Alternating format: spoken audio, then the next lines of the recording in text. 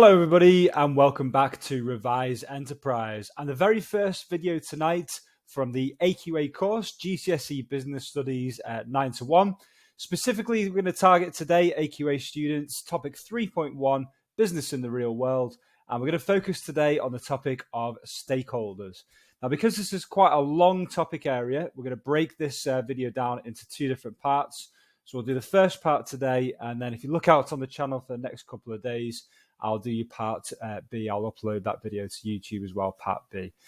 So let's have a look at the learning objectives today for stakeholders as part of topic 3.1. So let's have a look at what we're learning today then.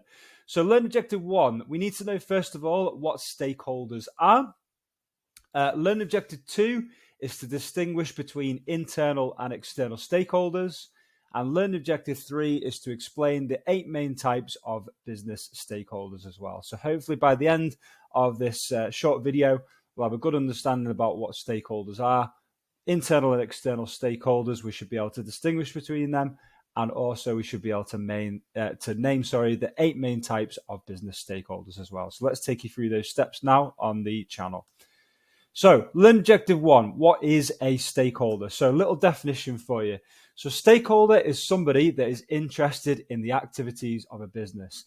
They don't necessarily have to be someone that is actively involved in the business. They need to have a passion or an interest within the business itself.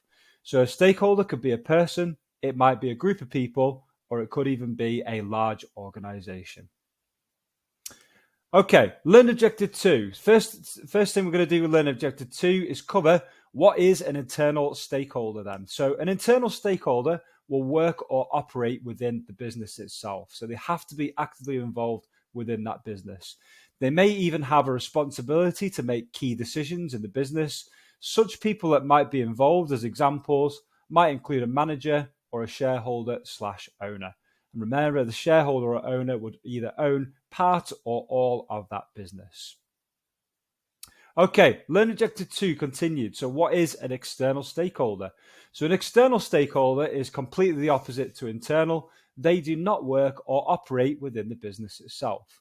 However, they do have an interest still in the activities of that specific business. So a key sort of example, if you like, of an external stakeholder is customers.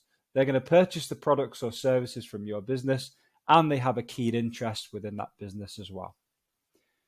Okay, learn objective 3. So now we've gone through what a stakeholder is, and we've covered the key differences between internal and external stakeholders. Let's talk you through what could be the 8 main stakeholders that exist within a business. So arguably, the most important stakeholder is shareholders. So as a little definition, these are the people that own part of a public or private limited company. Now, just as a little side note here, if you're involved in a private limited company, you have to get agreement from all shareholders within the party of the business before any decisions are taken forward. Shareholders are typically responsible for making key decisions in a business. This can include the following: the development of suitable marketing strategies and employing staff as well. And typically, shareholders will be responsible for formulating an efficient business plan, which they take forward into their business as well. Okay, next stakeholder is customers. These are people that purchase products or services from a business.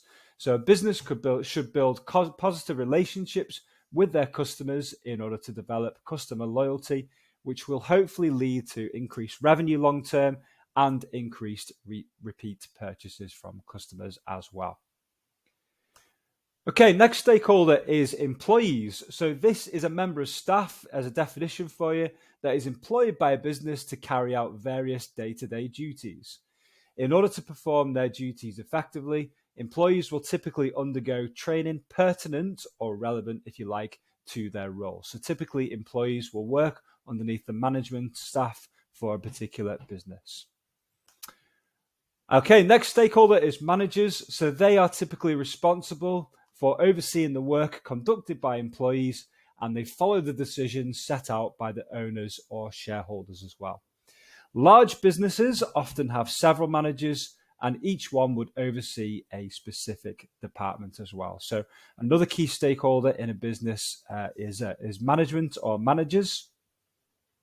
Next key stakeholder is the local community. So what is this? Just to give you a little bit of help here.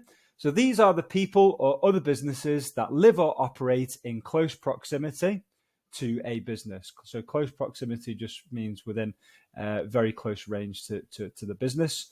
The actions of a particular business, the actions of a particular business can affect the livelihoods of people in a local community in either a positive or a negative way. So another little example here for a local community could be a corner shop deciding to increase their opening hours from, for example, 8 p.m. to 11 p.m.